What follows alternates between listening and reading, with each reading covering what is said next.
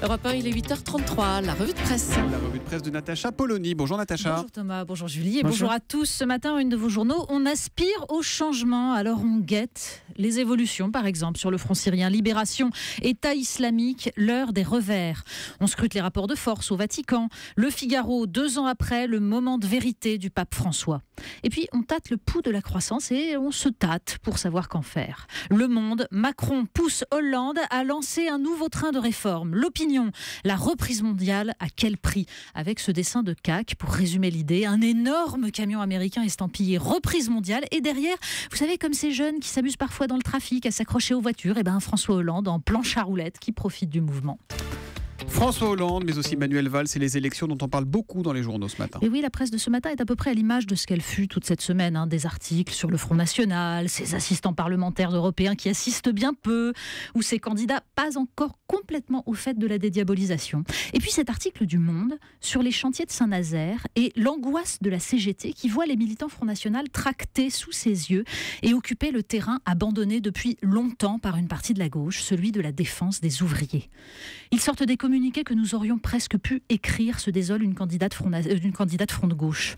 D'ailleurs, dans le magazine Causeur, qui revient sur les déclarations du Premier ministre, apartheid et autres, sous le titre « Pourquoi tant de haine de soi, la France toujours coupable ?», on trouve cet article de Régis de Castelnau sur un épisode oublié de l'histoire politique. La destruction de l'escalier d'un foyer d'immigrés à Vitry-sur-Seine en 1980 par des militants communistes qui voulaient protester contre la transformation des banlieues populaires en ghettos.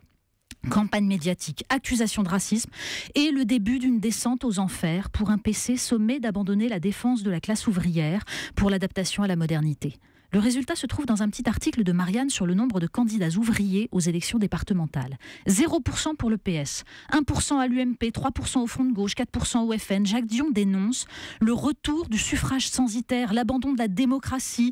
On en voit les conséquences dans les urnes. Face à cela, le Premier ministre choisit la grandiloquence, mais en menant ainsi l'offensive contre le FN, déplore Jean-Louis Hervois dans La Charente libre. La classe politique paraît surtout défendre ses parts de marché face à une nouvelle concurrence avide de profiter à son tour du système. Et Marianne en rajoute une couche en faisant le compte des ministres au bout du rouleau, Laurent Fabius et ses erreurs syriennes, Christiane Taubira, ministre de la parole, du verbe haut et de l'action bien mince. Le problème de Manuel, analyse un poids lourd du PS, c'est qu'il met ses couilles sur la table et qu'après, il ne sait plus quoi en faire, alors il recommence, il est en boucle.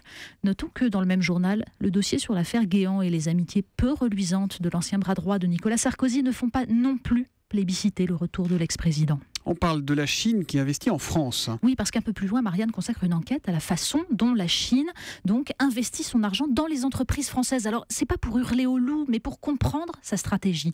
Une bouée de sauvetage peut-être pour nos industries ? D'accord, mais il faut aussi compter, nous dit l'article, avec ces 2 projets de villes chinoises en zone franche, en Moselle et dans l'Indre, avec à la clé, bien sûr, le développement économique. Mais le risque, s'alarme un analyste, Illange en Moselle, pourrait accueillir jusqu'à 5000 conteneurs par jour, des milliards de produits pourraient, grâce à une mini-transformation, se prévaloir, dit-il, du label Made in France. Alors on peut éviter les fantasmes, mais sans pour autant faire preuve de naïveté. On parle à présent du TGV qui nuit à la vigne. Mais oui, ça c'est dans Causeur, on trouve cette enquête sur un sujet crucial, le vin de Sauternes est en danger.